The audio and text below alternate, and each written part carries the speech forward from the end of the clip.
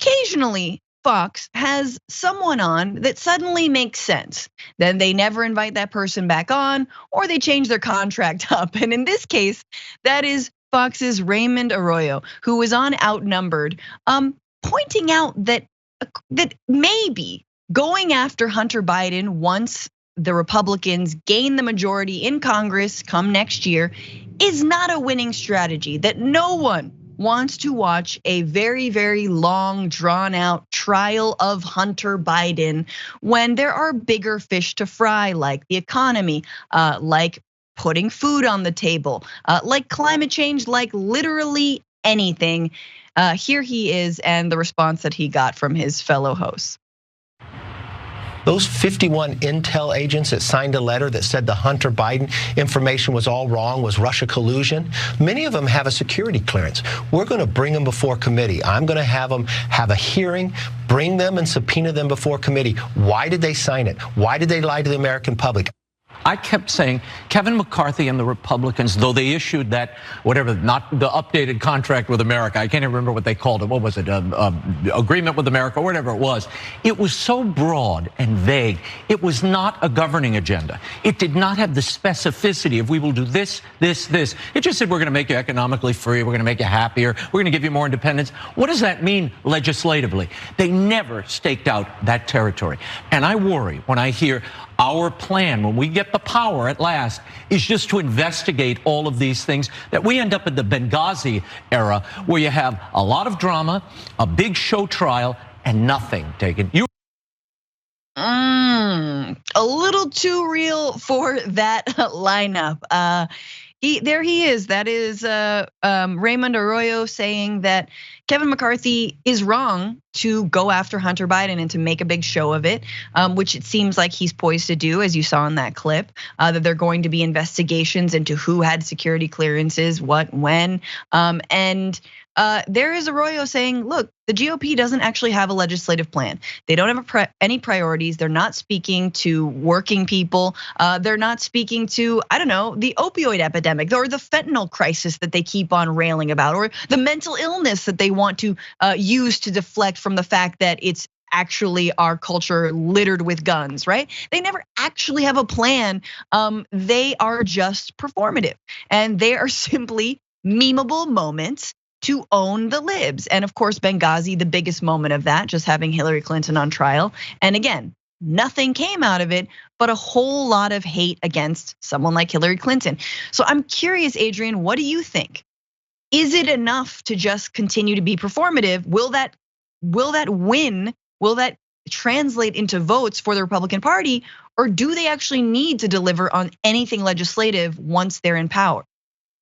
I think it's going to depend on what the American people end up needing. If we have another natural disaster, if there's some kind of suffering, loss, another pandemic comes down the pike, I think that's when the American people are going to want this whole Hunter Biden thing to truly go away. Leave this man alone. He is the son of the president. And his drug problems, the issues he's had in the past, that is not issues of national importance. These aren't things we should be wasting our money on.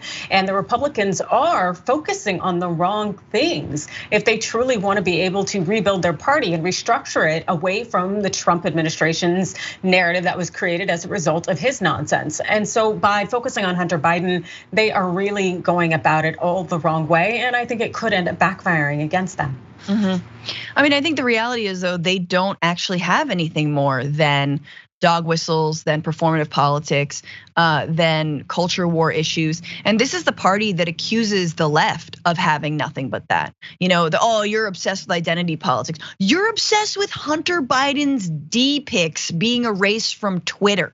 You're obsessed with a man's laptop. You're talking about like what the left is obsessed with? No, not at all. The left has a lot of things they want, right? Green New Deal, Medicare for all.